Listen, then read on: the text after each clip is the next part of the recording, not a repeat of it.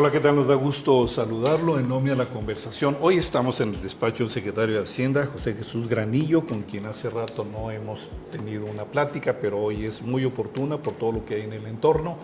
Así que vamos directamente a platicar con el secretario. Muchas gracias por recibir a Omnia aquí en la Secretaría. Al contrario, muchas gracias por darnos el espacio que nos permita a nosotros comunicarnos de manera mucho más directa con la ciudadanía, con toda la población.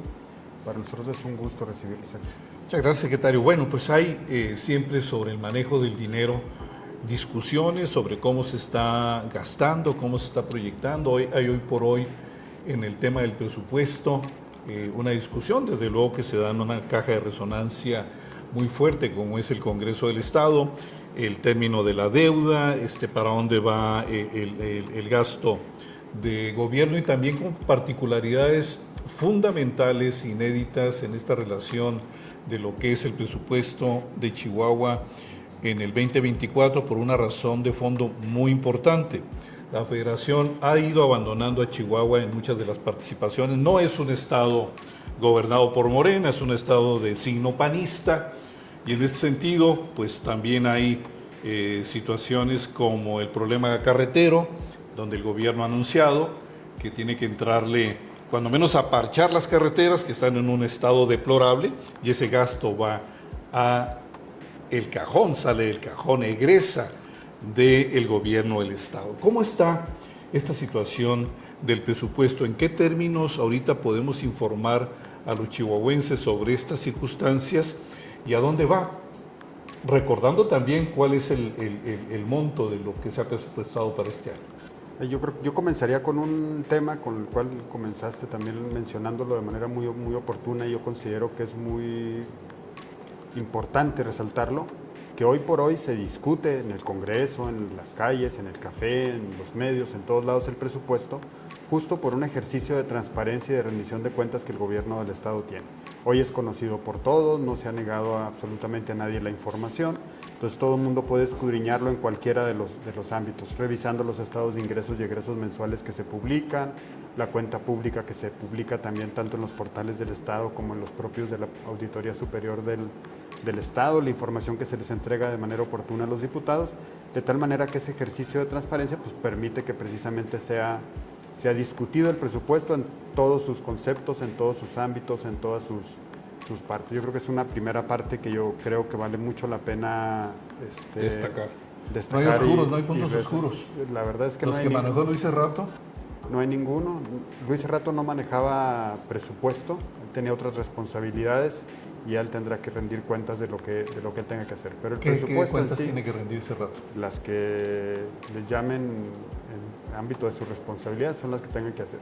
¿Sí? La parte que tiene que ver con nosotros en el presupuesto, nos hacemos cargo de que sea conocido por todo el mundo y que sea abierto a la discusión. Yo creo que ese es un punto que vale la pena destacar. Y eso permite hacer cosas, por ejemplo, como la que mencionas, donde podamos ver qué se dedica y a dónde se dedica el presupuesto. Las carreteras, como bien lo mencionas, creo que es un punto bastante importante.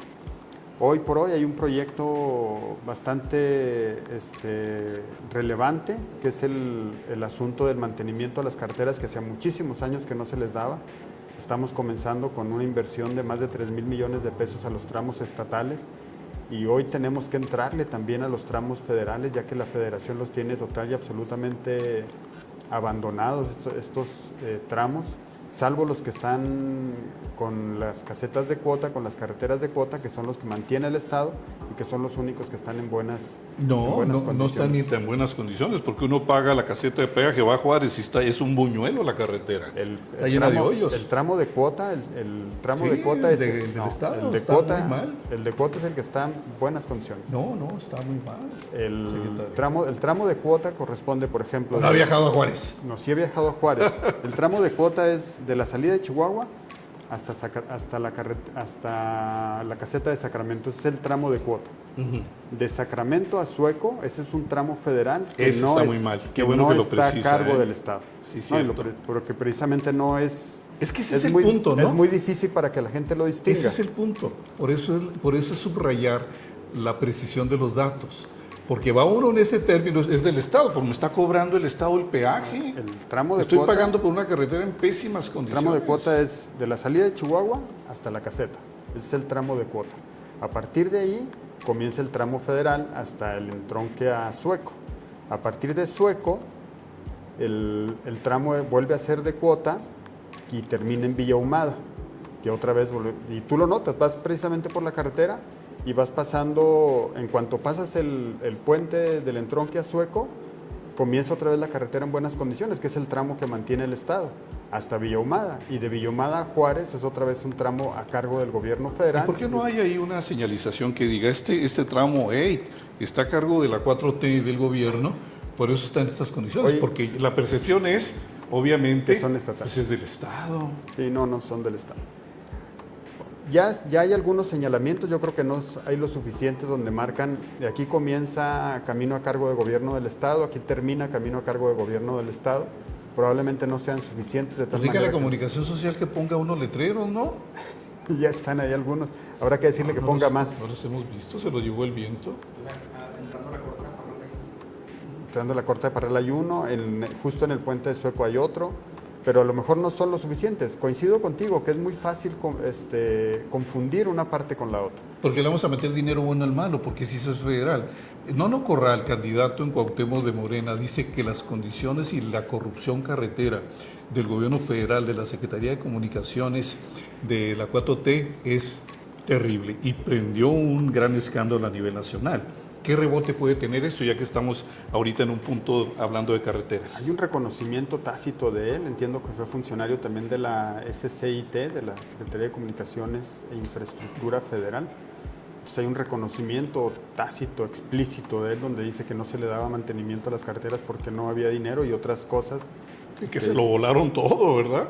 Que dice Un que se robo tiene que hacer. despiadado. Entonces, esa es la realidad de las cosas. Hoy por hoy lo que nosotros estamos haciendo es, además de hacernos cargo de la parte que nos toca con esta inversión importante en las carreteras estatales y hacernos cargo de los tramos de cuota que nos corresponden, estamos viendo con el gobierno federal justo cómo le damos también algo de mantenimiento a los tramos federales. Entonces, en cuanto ¿Cuánto se va a dejen llevar entrar- ese tramo federal que le tiene que meter dinero el Estado? Ahorita el cálculo que hacemos si llegamos a reconstruirlos y dejarlos a un punto es arriba de 9,000 millones de pesos lo que se necesitaría para hacer eso. Y luego lo demás para Chihuahua, ¿dónde queda con ese gasto? Ese es justo el tema, porque el asunto en términos del presupuesto del gasto federal en Chihuahua, del presupuesto que se transfiere al Estado, es solamente aquel que está explícitamente marcado en la Ley de Coordinación Fiscal. No recibimos un peso más que no esté en la Ley de Coordinación Fiscal. Entonces, se acabaron aquellos proyectos extraordinarios, aquellas inversiones extraordinarias. Incluso el último que tenemos es esta intentona de llevarse recursos del programa U023, de salud, donde tenían contratados 114 médicos, me parece que son. Sí, es hoy por hoy la polémica en el tema de salud, O ¿verdad? sea, no solamente no hay más recursos para salud, sino los pocos que llegan intentan retirarlos. Digo la intentona porque lo hicieron, les avisaron a los médicos, estos se levantaron, hicieron un escándalo y dieron marcha atrás por lo menos para los próximos 3 meses. La verdad es que casualmente terminaría en junio, ¿verdad? Es lo que muy bien apuntas tú, Mayra, ¿no? Pero esos campos podrían ser contratados por el gobierno del Estado para Chihuahua de sus médicos. No, eventualmente habría que valorarlo. Nosotros estaríamos buscando la manera de poder seguir garantizando, como está puesto el objetivo en el programa de Medi Chihuahua, que el servicio médico a la población, a los chihuahuenses, se dé de manera oportuna. Y si es necesario recontratarlos, habría que buscar la manera de recontratarlos. A ver, vamos a hacer nada más para seguir entendiendo el contexto del tema presupuestal y también el tema de la deuda. Morena dice en ese esquema de discusión del Congreso que la deuda no solamente no ha bajado como lo presumió la gobernadora en su informe, sino que se ha incrementado, y hay siempre el comparativo, hoy más que nunca por la política y el dinero, así se llama parte del rubro de la conversación, que Corral dejó una deuda exorbitante, pero Maru Campos y esta administración la ha hecho todavía más elevada. ¿Cuál es la realidad de la deuda? Porque presumen que ha bajado el peso de la deuda, ¿no? Es correcto. ¿Sí Es es correcto. verdad? Por supuesto que es verdad. Y los datos no para que no sea solamente lo que yo digo, los podemos encontrar perfectamente en la cuenta pública que está publicada. Entonces tú tomas el estado de posición financiera del último año completo de Corral para el ejecutivo estatal, y era de más de 46,000 millones de pesos. Estado de posición financiera del 2020, de diciembre del 2020, que es el último año completo de la administración de Corral. 46,000 millones. Poquito más.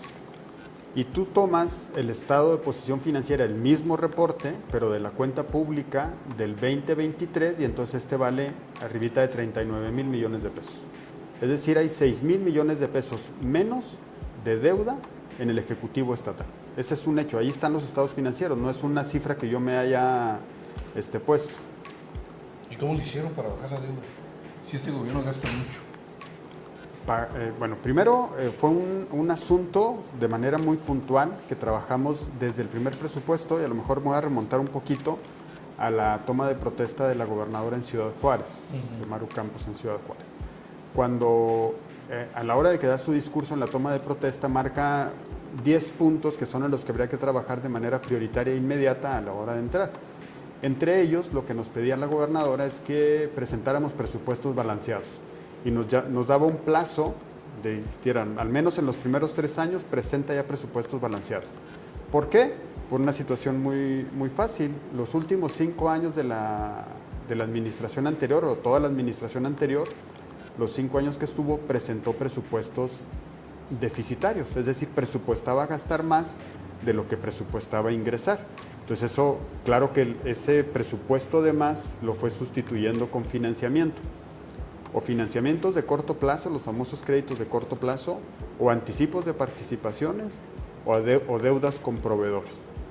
De tal manera que sobre todo el incremento de los proveedores fue en mucho más de 6,000 millones de pesos. De hecho, el 2020 precisamente, ascendía casi a los 6,000 millones de pesos en la deuda con proveedores. ¿Y ahorita en cuánto está? Ahorita está con proveedores al 2023, con proveedores de gasto, creo que anda en 300 millones de pesos. O sea, de llevarlo de niveles de 6,000 millones de pesos, lo bajamos a 300 Hay millones. muchas demandas también de proveedores por el pago. Y se van resolviendo. Pero termino con el argumento de cómo fue lo que hicimos con esto. La primera parte fue organizar el presupuesto y presentar un presupuesto balanceado. El primer presupuesto que presenta este gobierno, que fue el del 2022, lo presentamos ya balanceado. Lo que decíamos que íbamos a ingresar es lo que decíamos que íbamos a egresar. Ese es el primer tema que se hace. Y el segundo, muy importante, que nos ayudó a bajarlo, fue el ponerle controles al gasto. Entonces, en un sistema financiero, en una entidad como es esta, o en una organización como es el gobierno, con todo lo complejo que tiene, no puedes apostarle a controlar el presupuesto con hojitas de Excel o con cuadernos, las famosas estas hojas largas que se usaban en contabilidad. Tienes que tener sistemas robustos, fuertes, bien establecidos para poder controlar el gasto de todas las dependencias que hay. Entonces, esa fue la segunda acción contundente que realizamos durante los primeros 4 meses de la administración. Y en función de eso, a la hora de presentar un presupuesto ya balanceado, donde decimos que lo que vamos a ingresar es solo lo que vamos a gastar, y tener un sistema robusto que nos permita controlar el gasto de tal manera que evitemos que las dependencias comprometan recursos que no existen, entonces logramos contener de golpe el asunto de que fueran creciendo los adeudos con proveedores. Y entonces, en la medida en la que fuimos conteniendo esto e incrementando los ingresos, entonces fue como fuimos liquidando los adeudos con proveedores y evitamos seguir contrayendo más deudas de esta naturaleza. Primer asunto. Por efectos de lo que recibimos en el 2021, tuvimos que contratar un crédito de corto plazo de 4,200 millones de pesos. Crédito que se paga a un año. Eso fue en el cierre del 2021. Al cierre del 2022 ya solamente fue necesario contratar 2,100 millones de pesos. De entrada ahí hay 2,000 millones de pesos menos de endeudamiento, más 1,500 millones de pesos que programamos en ADEFAS en el 2022 que nos sirvieron para pagar adeudos de ejercicio anteriores. Ahí llevas 3,500 millones de pesos. Luego, si nosotros ya no heredamos más ya no dejamos más proveedores de gasto pendientes de pagar, entonces fuimos reduciendo el incremento en el pasivo de corto plazo. Y la última parte fue, nosotros al inicio del año ya no pedimos anticipos de participaciones, que sí lo venía haciendo la administración anterior. Entonces todo eso nos ayudó a ir reduciendo el pasivo de corto plazo del Estado, el pasivo circulante del Estado, hasta llegar a los 6,000 millones de pesos.